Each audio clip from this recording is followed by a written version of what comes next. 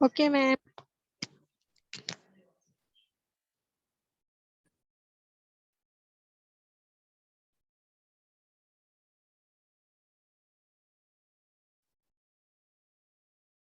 अगर बीच में आप लोगों का कहीं आवाज रुक जाती है या कुछ तो आप वॉइस से मुझे बता दिया करें कि क्योंकि मैसेज मैं नहीं पढ़ पाती हूँ। तो वॉइस से मुझे बता दिया करें कि आपकी स्क्रीन रुक गई है या कुछ इस तरह से हो गया।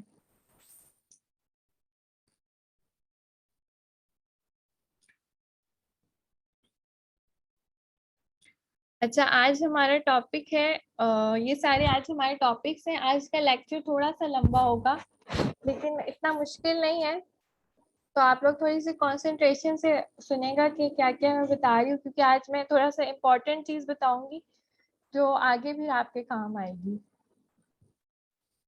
सबसे पहले हम शुरू करते हैं HTML कोटेशन से।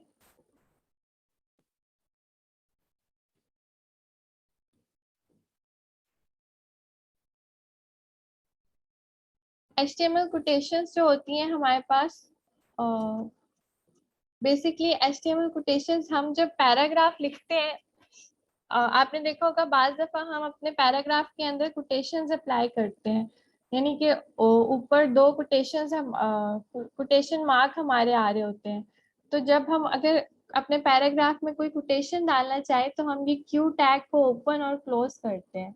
तो मैं इसको आपको विजुअल स्टूडियो कोड में कोटेशन पुट करके दिखाती हूँ कि कैसे हमारी कोटेशन ओपन होती है।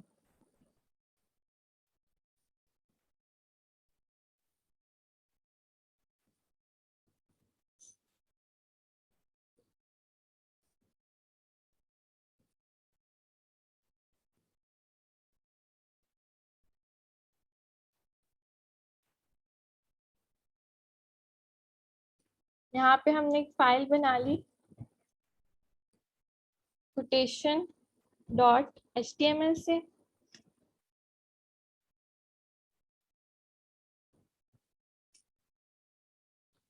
और यहाँ पे हमने एक पैराग्राफ लिखा। इसमें हम लॉरेम, या इसमें हम कुछ लिख लेते हैं, चलो हाय। स्क्रीन रुक गई है आपकी। स्क्रीन रुक गई है? अच्छा, एक मिनट एक मिनट एक मिनट।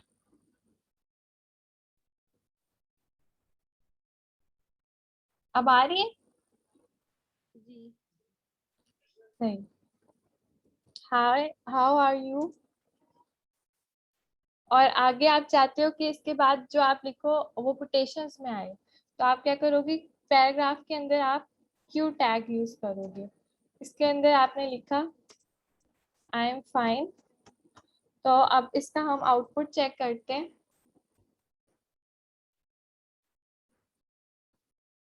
ये देखो, ये कोटेशंस बनी हुई आ रही है ना ऊपर।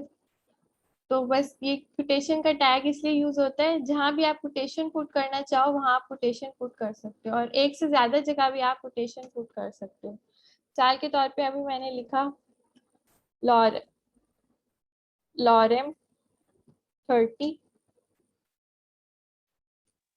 स्क्रीन अगेन रुक गई। आई डोंट नो ये क्या इशू है।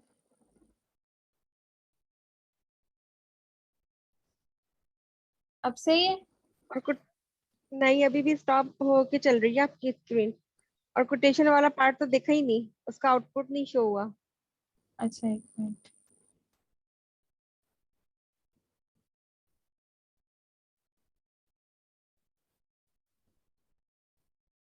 अब शो हुई स्क्रीन?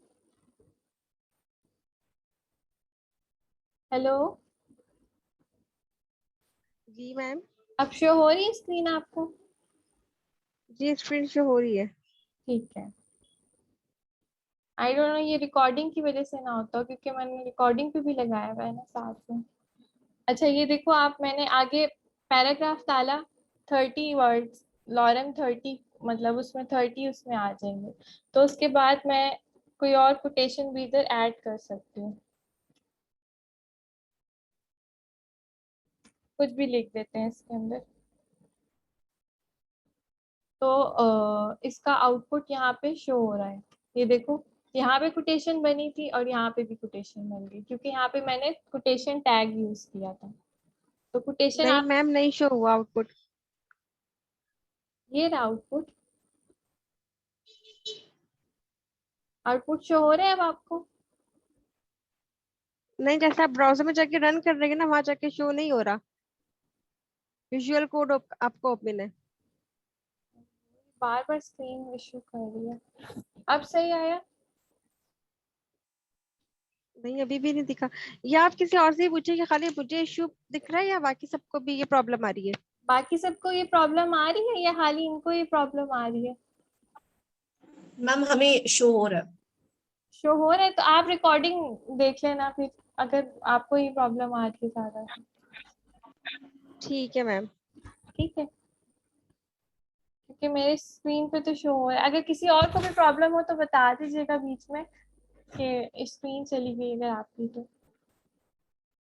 खैर, ये आउटपुट हमारा इस तरह से आ रहा है।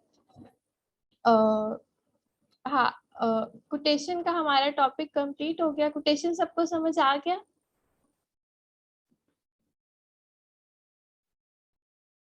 हेलो, जी जी, आ गया। आ गया, सही। अब हम नेक्स्ट टॉपिक की तरफ जाते हैं अपने। नेक्स्ट टॉपिक है हमारा ब्लॉक लेवल एलिमेंट्स।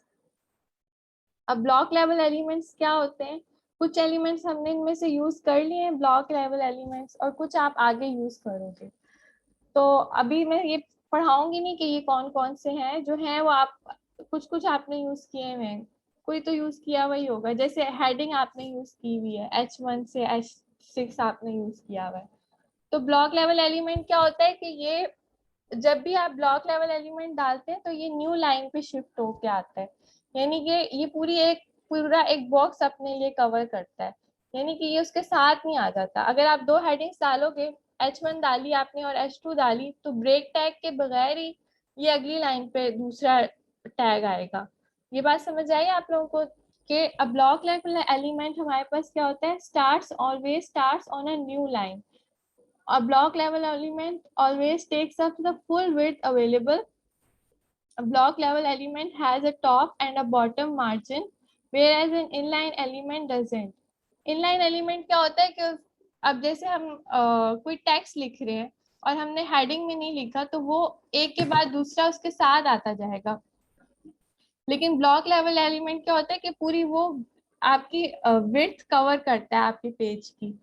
ये सारे जो हैं वो आपके ब्लॉक लेवल एलिमेंट्स हैं। जब भी आप ये टैग्स यूज करोगे तो वो पूरी विड्थ कवर करेगा। जिस लाइक हमने हेडिंग टैग H1 से H6 या पैराग्राफ टैग हमने यूज किया था, LI भी हमने कल यूज किया है, OL भी हमने यूज किया है, और UL भी हमने यूज किया है। इसमें से कुछ तो आपने यूज किए हुए हैं ना? तो वो वाले जब भी जी टैग, मैम, किए हुए। पैराग्राफ का टैग जब भी आप डालोगे तो वो पूरे अपनी विड्थ लेगा। यानी कि वो हर दफा न्यू लाइन में शिफ्ट होगा। हम इसको करके देखते हैं।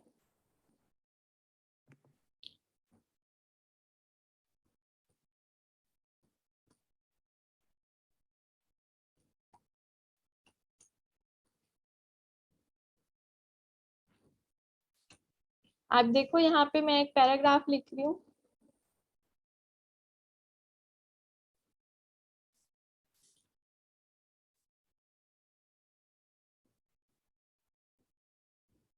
यहाँ पे मैंने एक पैराग्राफ लिखा और फिर मैंने एक और पैराग्राफ लिखा।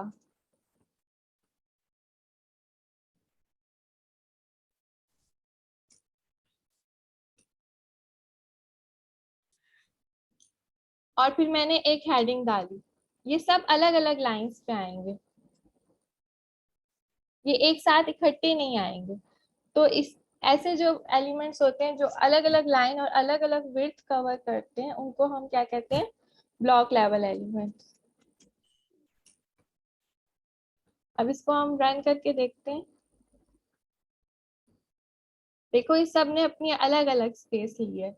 ये नहीं हुआ कि हेडिंग 1 ऊपर पैराग्राफ के साथ चली गई या पैराग्राफ दूसरा पैराग्राफ फर्स्ट पैराग्राफ के साथ चला गया। सब ने अपनी अलग अलग विड्थ ली है। तो ऐसे एलिमेंट्स को हम क्या कहते हैं? Block level elements. अब सेकंड टॉपिक भी हमारा कवर हो गया, ब्लॉक लेवल एलिमेंट्स। तो हम नेक्स्ट टॉपिक पे आते हैं अपने इनलाइन एलिमेंट्स।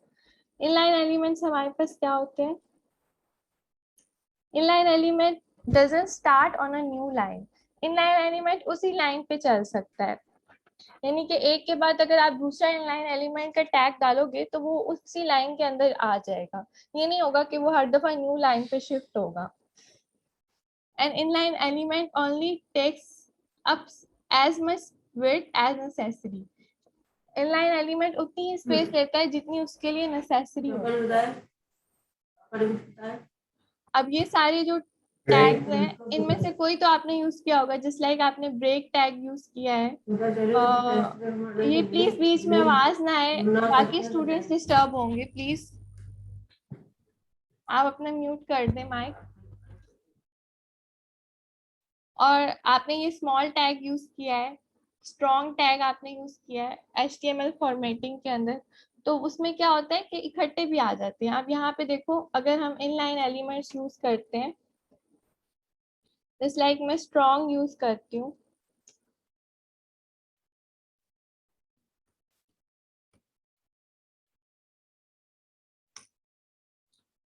और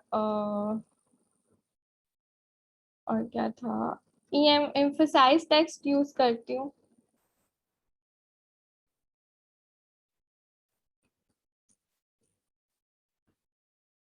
इसको हम रन करके देखते हैं, तो देखो ये दोनों एक ही लाइन में आ गए हैं। ये अब ये अलग लाइन में नहीं गया, जबकि जो ब्लॉक लेवल एलिमेंट्स थे वो अलग अलग लाइन में शो हो रहे थे। तो ये बस इन दोनों में डिफरेंस है कि जो ब्लॉक लेवल एलिमेंट्स होते हैं वो अपनी फुल विड्थ लेता है और अब अलग अलग लाइन में शिफ्ट हो जाता है, जबकि इनलाइन एलिमेंट अपनी फुल विड्थ नहीं लेता और जो है वो एक ही लाइन में वो आ जाता है। तो हमारा इनलाइन एलिमेंट का टॉपिक भी कवर हो गया।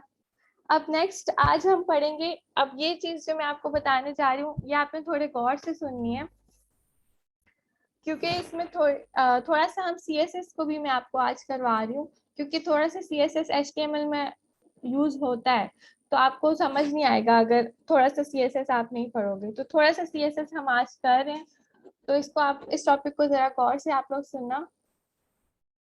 टाइप ऑफ CSS हमारे पास कितने होते हैं? पहले तो हम ये पता चलाना चाहिए कि CSS होता क्या है।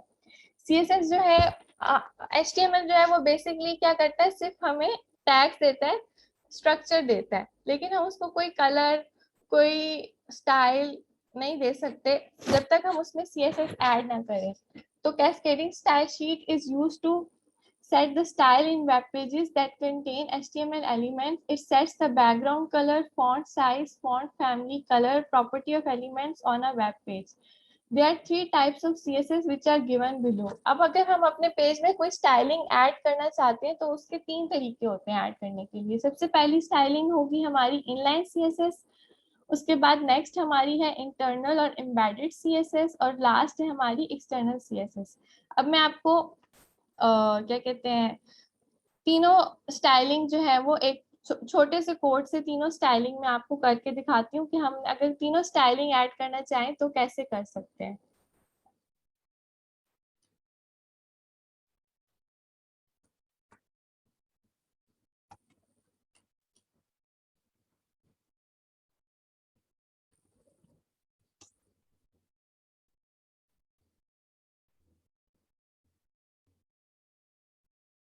अब अगर जैसे मैंने ये एक पैराग्राफ लिखा है,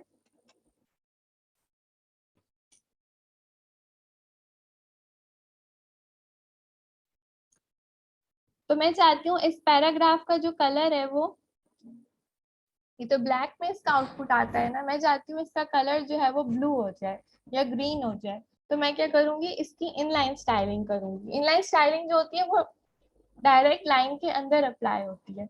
तो मैं क्या करूंगी कि यहाँ पे लिखूंगी स्टाइल। सबसे पहले मैंने लिखा स्टाइल, जब आप स्टाइल लिखेंगे तो इस तरह के 2 इन्वर्टेड कॉमास आ जाएंगे। उसके बाद मैंने यहाँ पे लिखा कलर।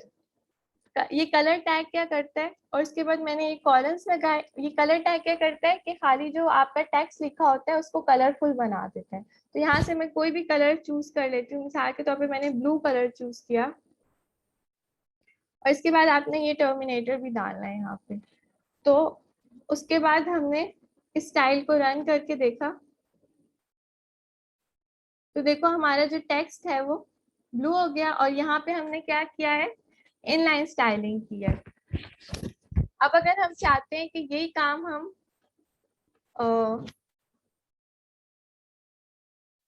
इंटरनल स्टाइलिंग से करें या एम्बेडेड स्टाइलिंग से करें, तो वो हम कैसे करेंगे। तो यहाँ से मैं इनलाइन स्टाइलिंग को रिमूव कर देती हूँ। आप इधर स्टाइल टैग लोगे, स्टाइल टैग को आपने ओपन किया और स्टाइल टैग को आपने क्लोज कर दिया। उसके अंदर आपने क्या किया कि उसके अंदर आपने एक क्लास बनाई। क्लास, अभी आप क्लासेस और आईडी का कॉन्सेप्ट मैं आपको समझाऊंगी, लेकिन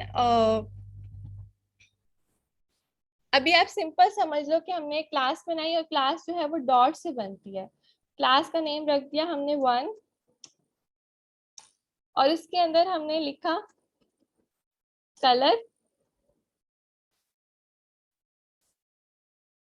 कलर हमने यहाँ पे दे दिया ब्लू, और यहाँ पैराग्राफ पे जाके हमने वही क्लास इसके अंदर हमने ऐड कर दी।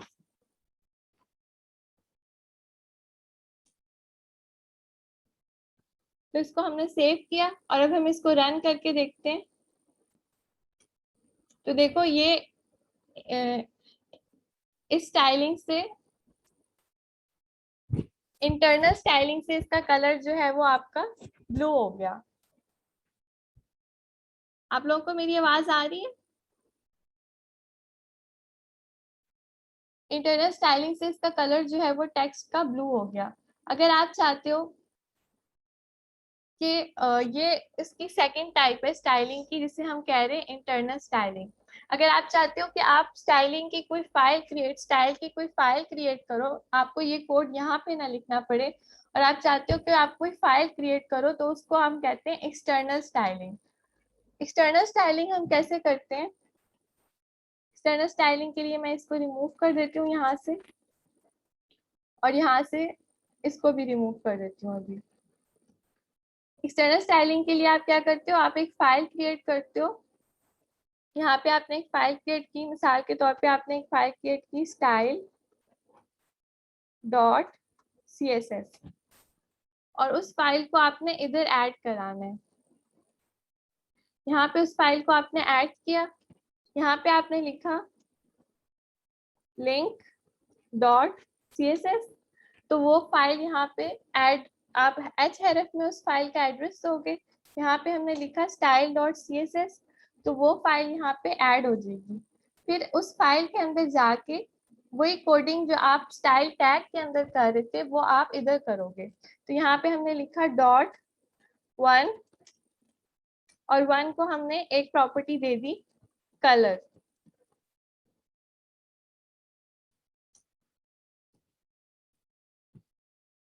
और यहाँ पे हमने जाके उसी क्लास का एड्रेस दे दिया।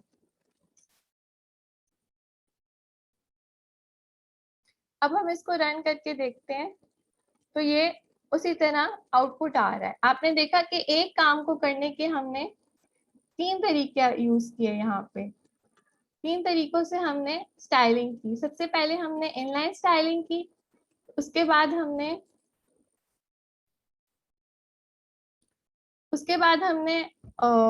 इंटरनल स्टाइलिंग की, और लास्ट में हमने एक्सटर्नल स्टाइलिंग की। तो आप लोगों को स्टाइलिंग का थोड़ा सा आइडिया हुआ कि हमने कैसे की स्टाइलिंग? हेलो हेलो, आप लोगों को आइडिया हुआ स्टाइलिंग का? ओके, आगे हम चलते अपने नेक्स्ट टॉपिक पे कि हमारी क्लासेस और आईडी क्या होती है। अभी मैंने आपको क्लास बना के दिखाई थी, तो आपको अब मैं डिटेल में बताती हूँ एक्सटर्नल स्टाइलिंग के थ्रू कि हमारी क्लासेस और आईडी क्या होती है। जब हम एक प्रॉपर्टी एक से ज्यादा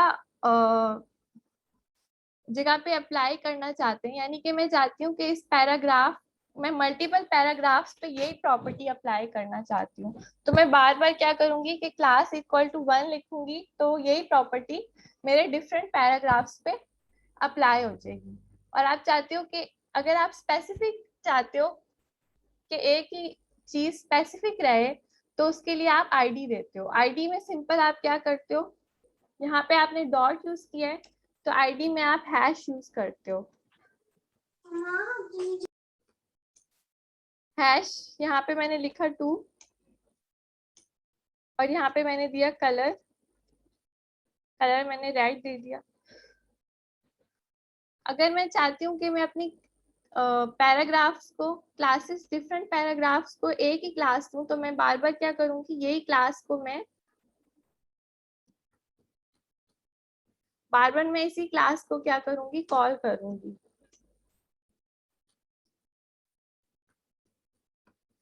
आप एक क्लास को बार बार कॉल कर सकते हैं, लेकिन आप एक आईडी को बार बार कॉल नहीं कर सकते। एक आईडी को आप एक ही जगह कॉल करोगे।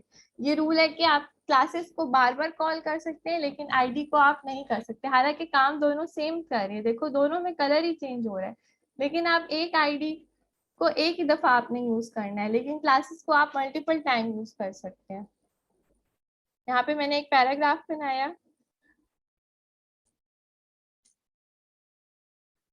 और इधर मैंने इसको आईडी दे दी।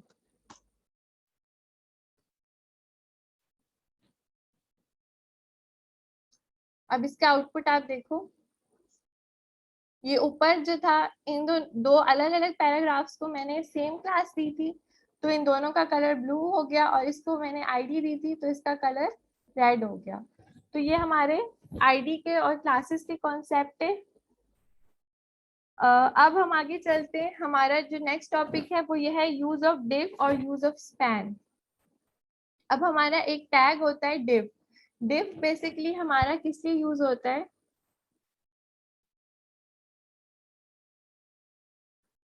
div tag की explanation यहाँ पे दी हुई है। The div tag defines a division or section in an HTML document. The div tag is used as a container for HTML element which is then styled with CSS or manipulated with JavaScript. The div tag is easily styled by using the class ID or attribute. अब div tag क्या होता है, जब भी हम कोई space लेना चाहते हैं तो हम div टैग यूज करते हैं। div टैग बेसिकली इस तरह है जैसे आपके अलमारी के खाने होते हैं, एक खाना एक div टैग हुआ आपका।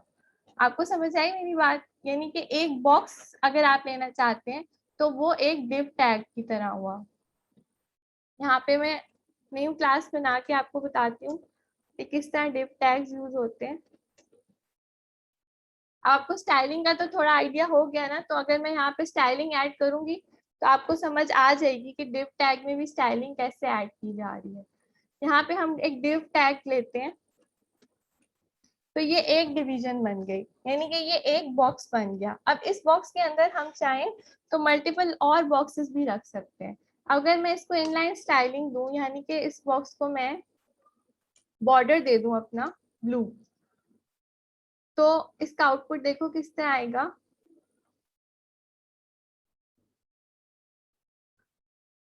क्योंकि यहाँ पे मैंने इसकी विड्थ और हाइट सेट नहीं की हुई, इसलिए इसका कोई बॉर्डर नहीं आया। तो यहाँ पे मैं क्या करती हूँ, इनलाइन स्टाइलिंग के अंदर ही इसकी विड्थ भी सेट कर देती हूँ। विड्थ दे देती हूँ मैं इसको 100%। 100% का मतलब है कि जितनी आपकी लेंथ है ना आपके डिवाइस की, ये उस पूरी डिवाइस की लेंथ को कवर कर लेगा। और हाइट में दे देती हूँ इसको 500 पिक्सल। अब मैंने इसको रन किया,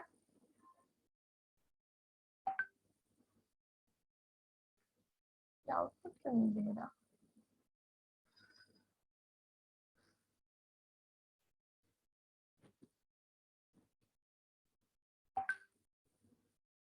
किसी का मैसेज, एक मिनट में मैसेज देखो, किसी का मैसेज आया है। आई डोंट नो ये आउटपुट क्यों नहीं दे रहा, इसे देना तो चाहिए आउटपुट। एक मिनट,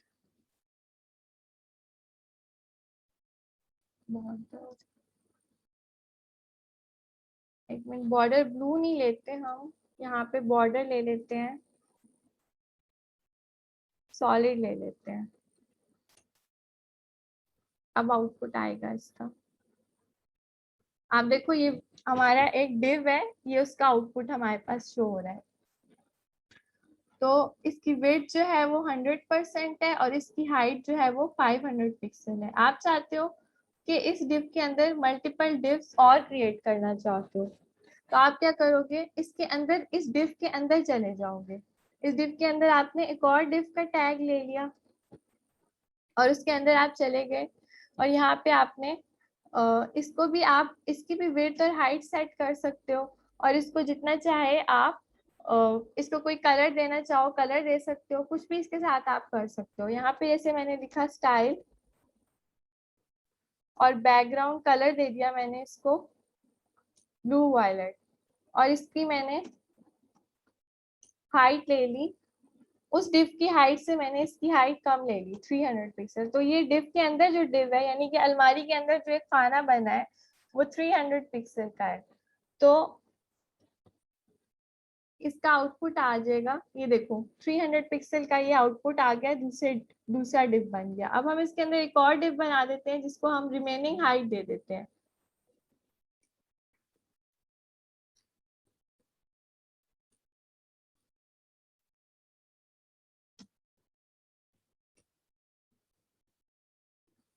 को बैकग्राउंड कलर दे देते हैं।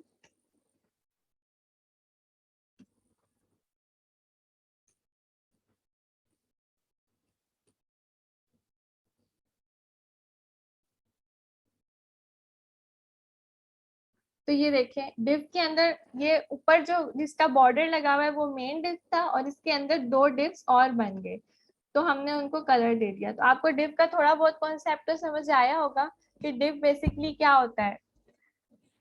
तो हमारा डिव का टॉपिक भी हमारा यहाँ पे कंप्लीट होता है। आगे हम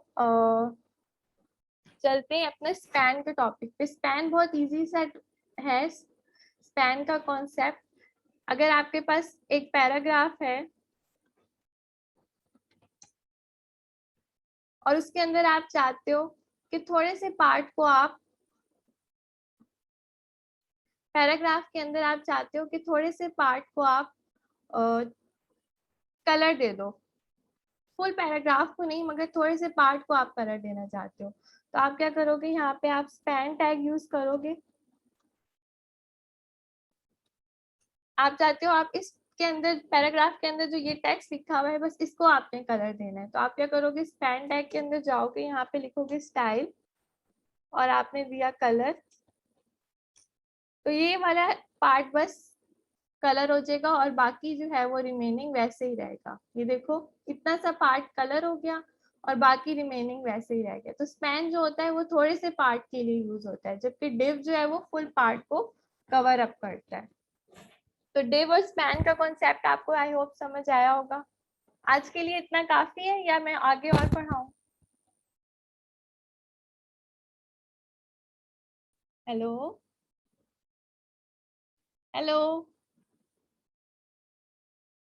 hello hello, are you there? आज के लिए काफी है इतना?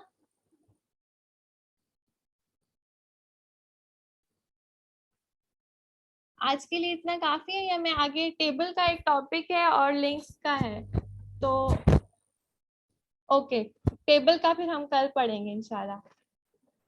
Okay, thank you, Allah Hafiz.